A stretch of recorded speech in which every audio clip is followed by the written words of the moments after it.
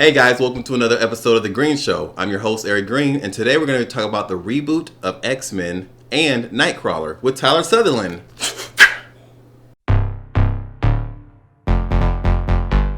Alright guys, so we have Tyler Sutherland. Most of you guys know him as Nightcrawler from the show. He's also played Spider-Man. He's played Henchman. He's played... anything else special? Or is that just it? I think that's it for your Marvel universe. We did a little bit of Fighting Angel stuff as well. Yeah. Oh, yeah. Of course. You know him from Fighting Angels as Dark. Right. Okay. That one. Sometimes I get him and Austin confused with that. So we're here today. We're going to talk a little bit about his Nightcrawler experience and some of the episodes that Nightcrawler's been in. But before that, we're going to talk a little bit about the X-Men films and what's going on. Fox just released news that they are going to do a soft reboot of the X-Men universe. Now...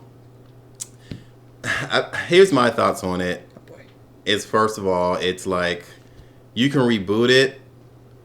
Actually, I don't even know where to even begin with this because it's like a brain fart that's about to come and so much information is coming out. So I want to see what Tyler thinks about the reboot. And before you jump in it, is there anything you want to catch us up on that you're doing? Or not really. Projects? It's been a very relaxing fall. It's been 5 years now since I've had my face back. You guys have been throwing in a makeup and or a mask on. Right, or a mask on. So this is No Shave November, and luckily with it being blonde, I can go 2 weeks without it even being recognizable. So, but finally getting to go there. Okay, and any thoughts on what do you think? Well, first of all, let's explain what the reboot's going on. So they pretty much put out that they're doing a soft reboot, but they're going to keep James McAvoy, Michael Fassbender, and Jennifer Lawrence. So that's Xavier, Magneto, and Mystique. So it's kind of weird that they haven't even mentioned the other castmates and the fact that they are doing a reboot, but they're actually writing the story in mind with those three. And first I want to say is I hope they drop the whole 90s thing. I mean, I think we're kind of tired of this whole jumping 10 years because you're missing out on so many stories by doing that. And you have to keep aging your characters. Now, this goes back to what I've been saying forever, is that X-Men and Fantastic Four are going to eventually join the MCU. And I said that this announcement will be made in the year 2017, right after the next Wolverine movie. So it's just kind of weird that all of a sudden, you know, that over at Fox they're saying we're about to do a reboot of X-Men. And I'm telling people they're rebooting X-Men so it can fit better into the MCU universe. So if they were to reboot X-Men with MCU or without MCU, how do you think personally it could work? I think it's going to be a roller coaster either way. There's so many different movies out there, so many different canons that they're having to wrap their heads around that it's gonna. And if they're keeping the same main three actors, it's going to be hard to just wipe the plate clean if you have huge pieces of meat on your plate and you can't eat your plate like that. It's kind of hard. I think it's people. I'm still going to go watch it. I'm sure you'll still be there. We'll see if we can get some front row tickets this time. But yeah, I think it depending on how the trailer looks like. Yeah, I'm probably going to see it regardless. But it's the mainstream audience. Are they going to see it? Because they actually bring in more money than the actual fans do. The fans are the one who keeps the type of tension online. I think personally that the X-Men needs to be with the MCU. It's just Marvel, Disney actually just knows what they're doing and they're handling the characters correct. As we're with X-Men, we have to keep trying to figure out what's going on. This doesn't make sense with that movie. Right. For instance, X-Men Days of Future Past, at the end, Wolverine is rescued from drowning from Stryker, who turns into Mystique, but they didn't even follow up on that whatsoever in X-Men Apocalypse. And it's things like that where you're forgetting what you just wrote in your last movie. And this isn't like a web series where it's so quick. This is like you had 2 years and millions of dollars. So much money. Right, and I just don't understand it. And they are going to join the MCU, and I think the ways they can easily do this is a few ways. The first one is there's this big toss-up of who owns the character of Kang the Conqueror.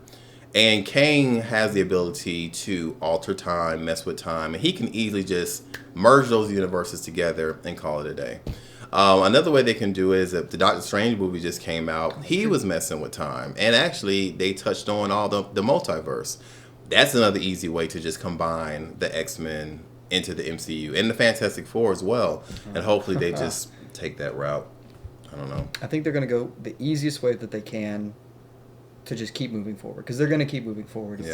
They're finally starting to get all of their ducks in a row with their rights and their characters.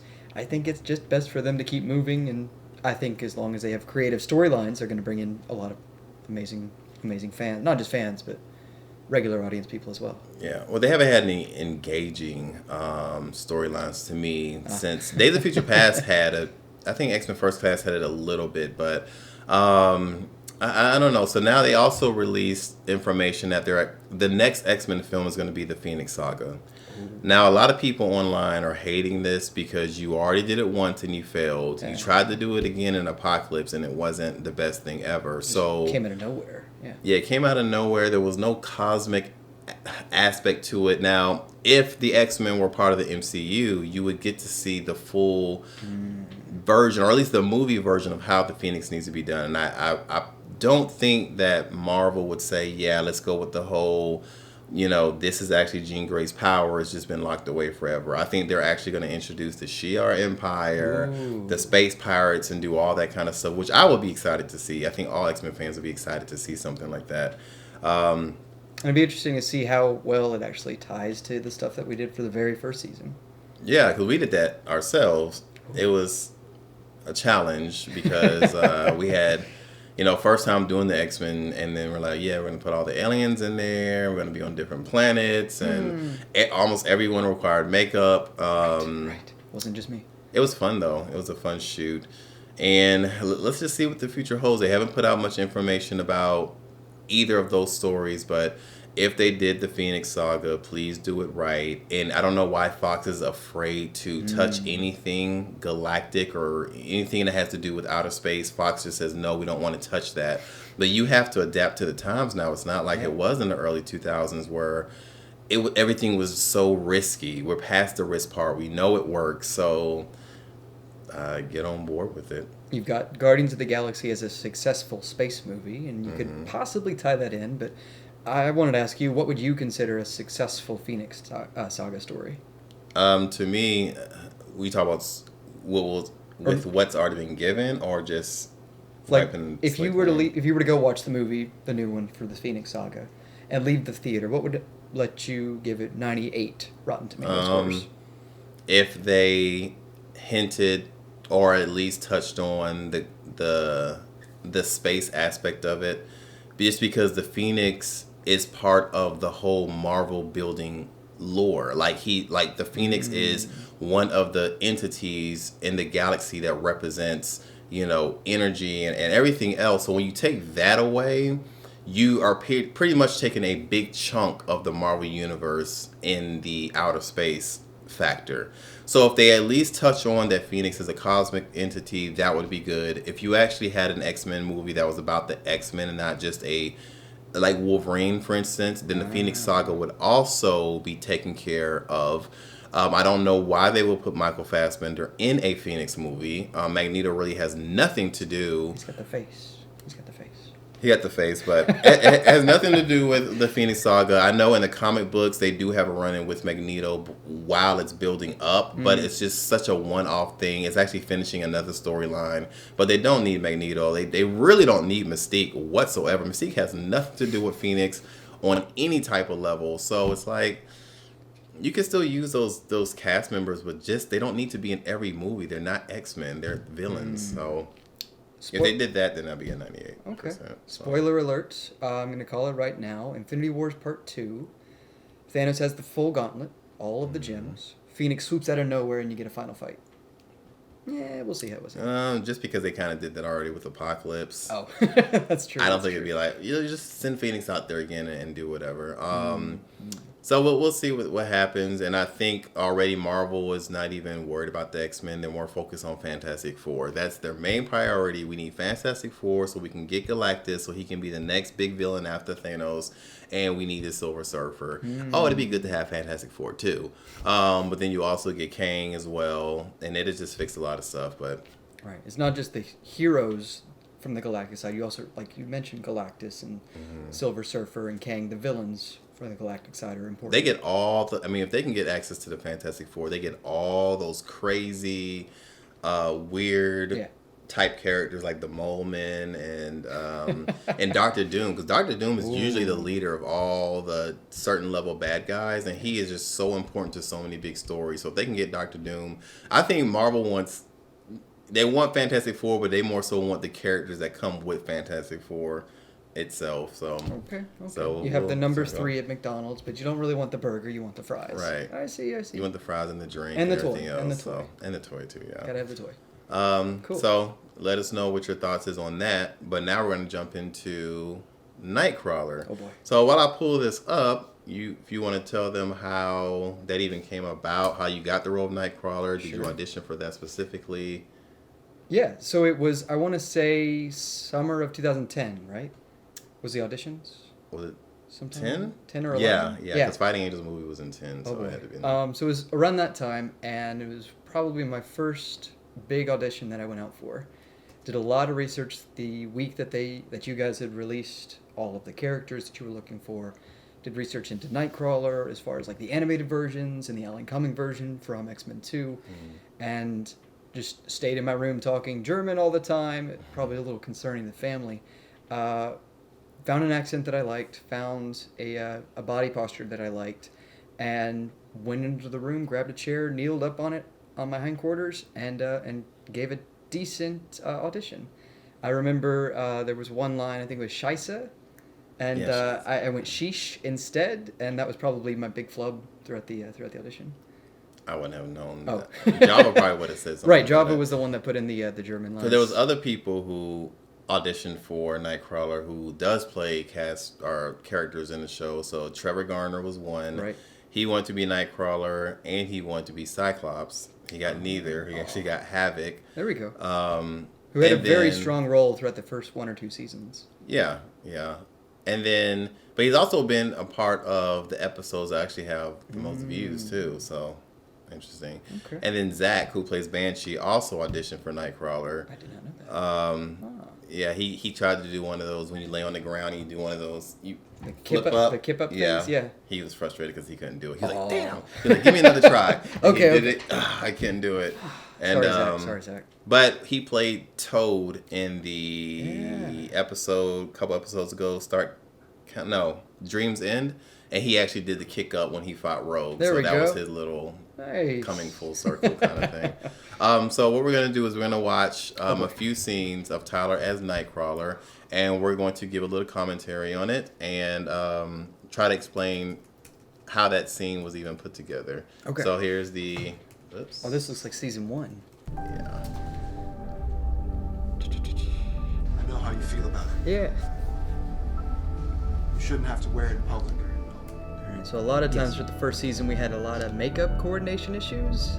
So whenever you saw me as not Blue, as this guy, it was mostly due to just us learning how to get the makeup on, how to get all of it coordinated and applied. And a lot of times there was just too much of a rush for like a location to where we had to just switch it down to that transmorpher and just be Tyler. Yeah, in that episode you'll see how Tyler was human and changed into Nightcrawler, which actually did happen in the comic books. I know they did that a lot in X-Men Evolution, the cartoon. And I remember that cartoon. There's one person left a comment. They was like, "Oh, so he actually did do that in the comics. Thanks, guys, for giving the stamp of approval on it." And I remember that day too. Was that our first day? That was on our set? very first day on set. Yeah, that was the very first day. I know I was nervous, and I was like, because I was doing like the lower budget Fighting Angels, and then coming into this, working with these different actors, I really don't know them like that, and so I was kind of nervous for it too. I think it was an hour and a half for the first makeup for Nightcrawler. Really? Wow. It was my first time in prosthetic ears with prosthetic fangs, full face makeup, and contacts. Wow. It See, I didn't know that part. 'Cause I was so worried about the other stuff. Okay. That I didn't know anything about the makeup, anything about the wardrobe. I was just so focused on other stuff and being so nervous. There we go. We had a fantastic makeup team like Java and the Sick House Sisters, and some newer people along the way in recent seasons. But they did a good job of wrenching my eyelids open to drop the contacts in. And what did your mom say the first time you came home? Oh boy, she was quite scared. I think it almost gave her a heart attack because there were several days from X-Men set where I'd have to drive home about 30 minutes to an hour depending on where we were filming, and just shower at home or shower at my apartment as we progressed throughout the years.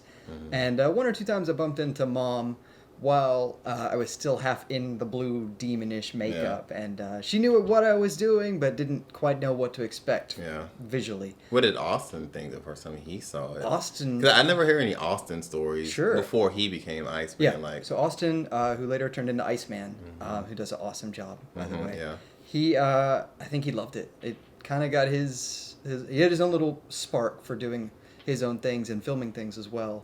And he did several filming projects throughout his high school and college career. And but that kind of got him hooked a little bit on X-Men, just seeing what all I was doing. And then he did his own thing. He was happy not to worry about the crazy makeup, though.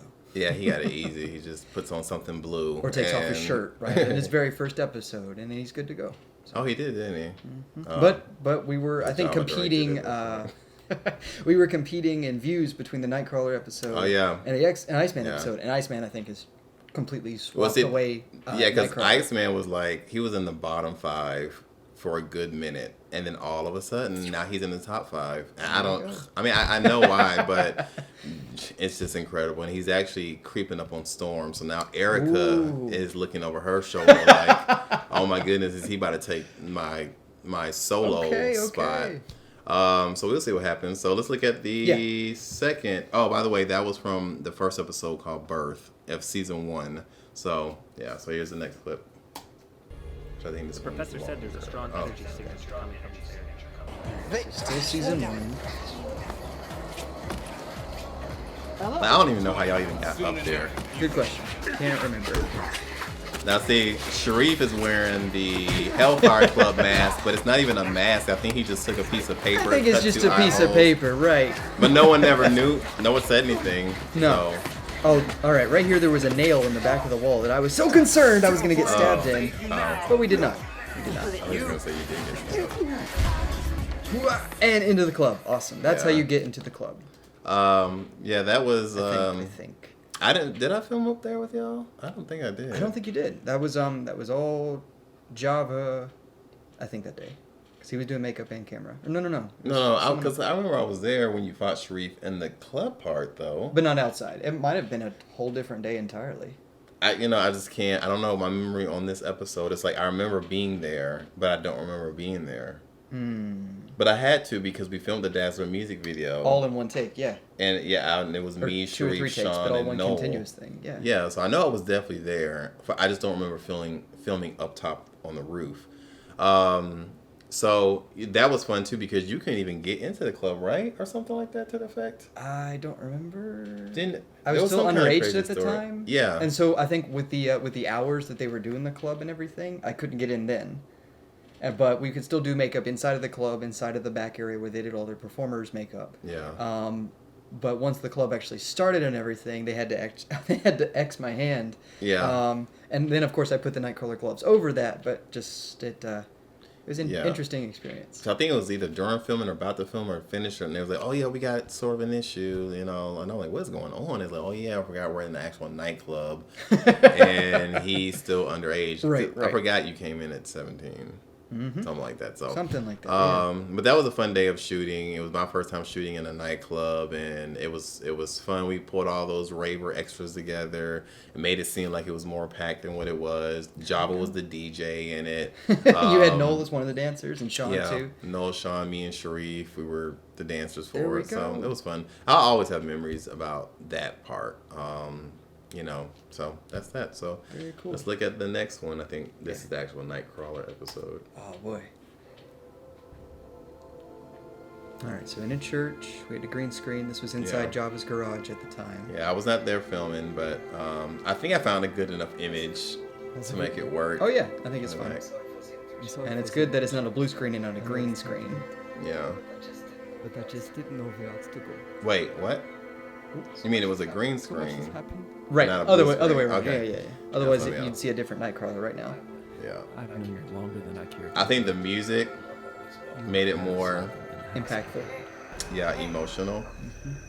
Now, I was not here at all for the entirety of the Nightcrawler episode, so you're gonna have to explain more. It was a long night because the same producers who we were using their house for were also doing a Doctor Who Forgotten Doctor series as well. Yeah. And so we kind of had to wait for them to do all of their filming before we could even consider putting Nightcrawler into makeup because it took so much noise and effort to get me into makeup. Oh.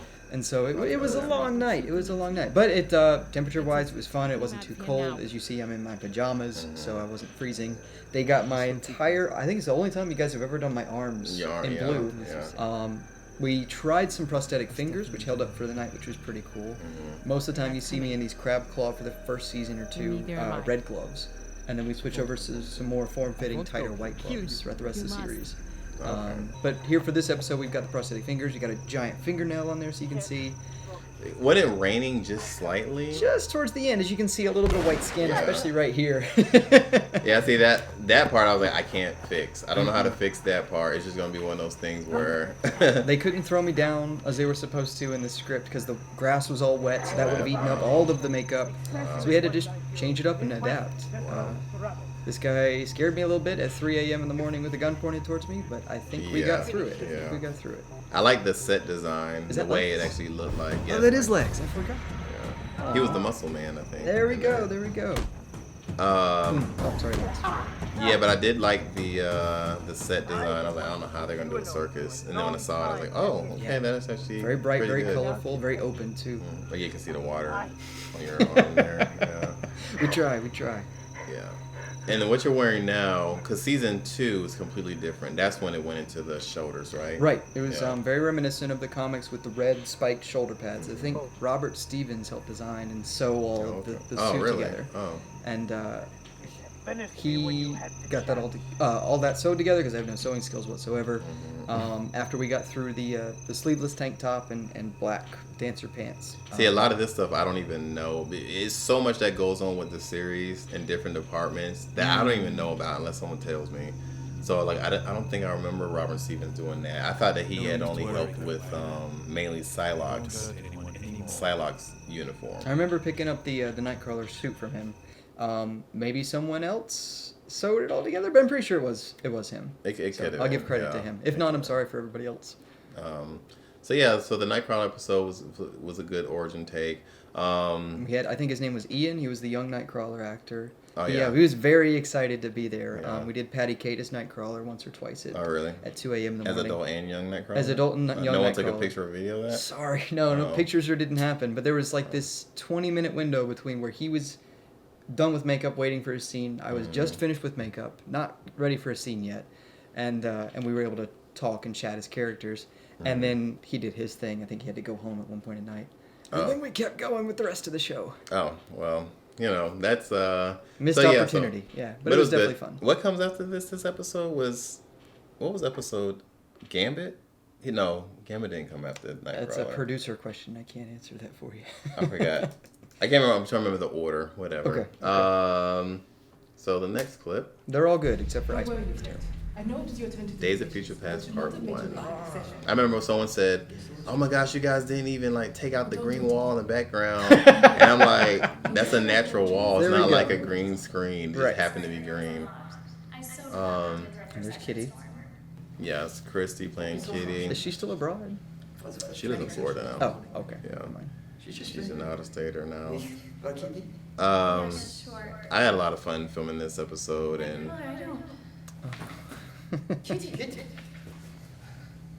It was almost like a trust fall, except we were like 2 seconds too late every late, single yeah, time. yeah. Let's take it to the infirmary at once. I just remember having a lot of fun filming it. I'm biased with Storm, so any scene that had Storm in it was good. I like the music that was chosen. I like the way you're talking as Nightcrawler in this scene specifically too. Cool. One of the few scenes I think Austin and I shared throughout the entire series. Right, y'all don't share a lot. There's together. several time where all of the X-Men are together in a room, but we were here. It was having a blast. You simply letting our imaginations get the best of us. Cool. There's some days where we did more blue or more black or more purple. Oh, yeah. It all depended on the lighting we were going to, or sometimes just the makeup availability.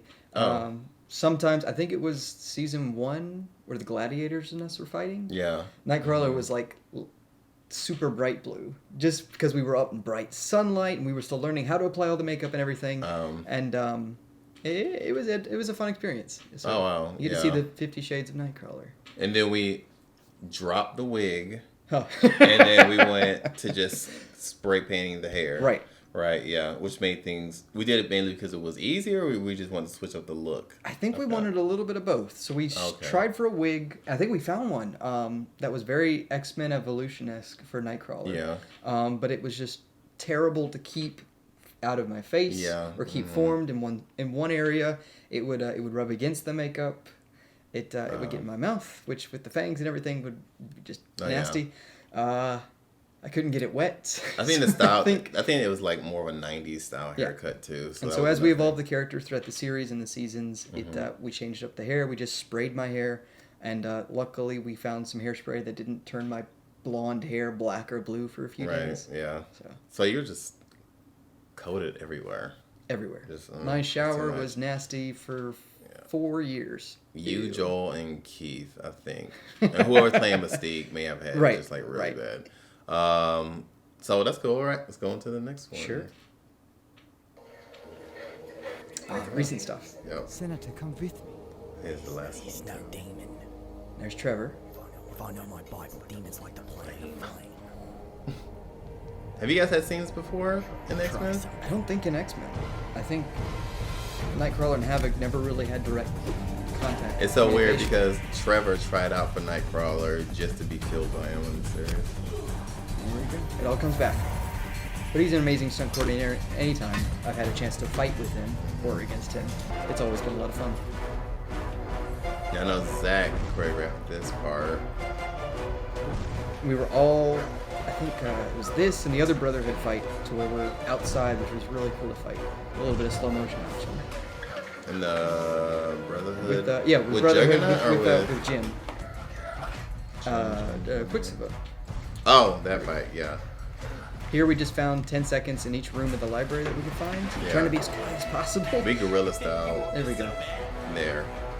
And so sad. Yeah, can you imagine filming a fight scene in a library? So that was interesting. I don't know how much Nightcrawler left is in the season, because technically we're in season 5 now. Right. I think you only have one guest appearance left, and that's in Oh mon Dieu. I don't think there is any more Nightcrawler for the rest of season 5. I think he pops in a little bit for the final fight, but that's it. That's season 6 though. Oh, that's season 6. Yeah. Season 5. I don't think Nightcrawler checks in anymore.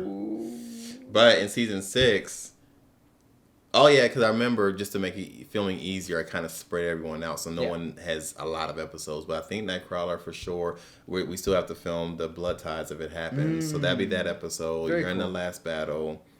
Was you there for the Hellfire Club fight? No, I don't think I was. Okay, you wasn't there. You're going to be Spider-Man in the Spider-Man and Friends thing. And then you will be... Whatever comes next. You're Spider-Man in the Avengers sequel kind of thing too. Yeah. So forget about that. And then, I think that's that. We also just re-uploaded the Spider-Man in a Morbius this week. No, not this yet. It got up to 2 million views, but I think it got taken down because I put a tag of Spider-Man the Animated Series on there, which was a big no-no.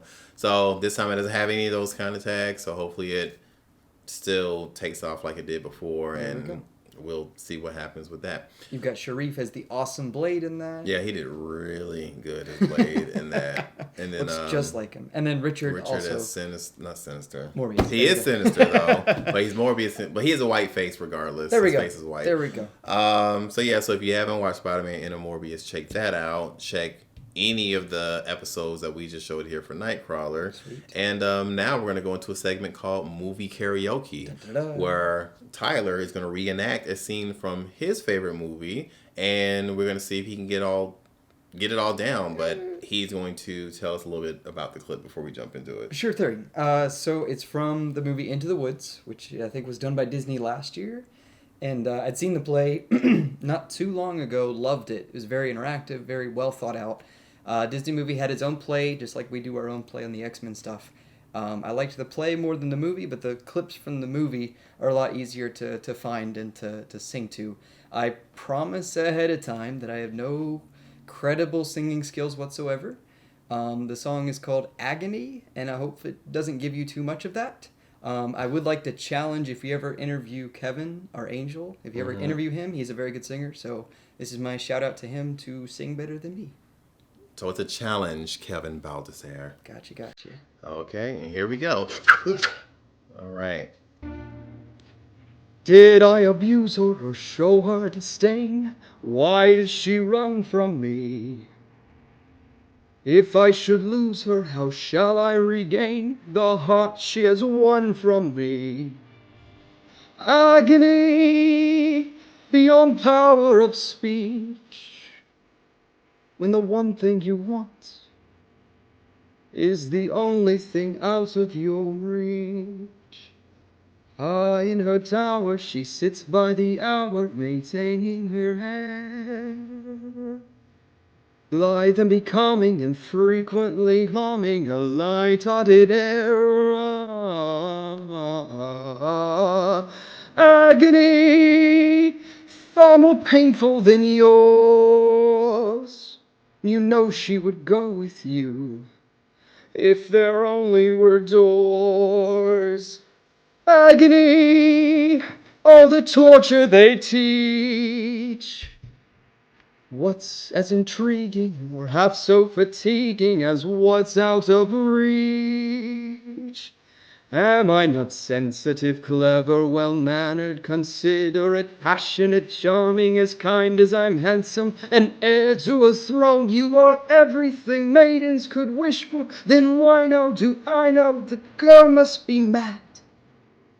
You know nothing of madness till you're climbing her hair and you see her up there as you're nearing her, all the while hearing her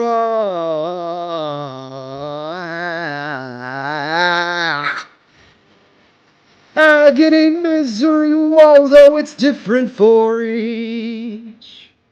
Always 10 steps behind, always 10 feet below, and she's just out of reach.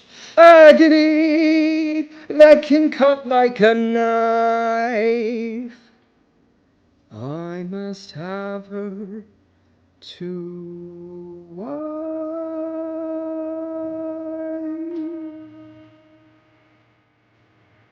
Wow, that was actually pretty good. How do you think you did? I give it 3 bams. 3 bams. 3 bams? I didn't know you actually could hold a tune. So what do you do? Like, how do you even... So, okay, so this movie's called Agony, and it's from the movie... Is the movie called Agony? No, the movie, or the song is Agony. Into the Woods. Yeah, the movie's called Into the Woods. Oh, that lady in there. The lady who's won all those awards. Isn't she? Who can do everything, yeah. Yes. I forgot her name. She was the witch, who was also a very eccentric, active character in the movie. And I guess you just love the movie so much that you're like, I love that scene. I've had these songs stuck in my head since I've seen the play, and I like the. Oh, it's from a play. I like some of the Disney songs better than the play song, and vice versa. But I've had their lyrics stuck in my head for about 3 months now. Oh, so what? You give yourself a 3 bams. There we go. We'll see what the producers actually give them, but they actually may stick with the 3 bams. Sweet, I like that. But thanks for joining us on another episode of The Green Show, and next week we'll have another special guest. Join us then.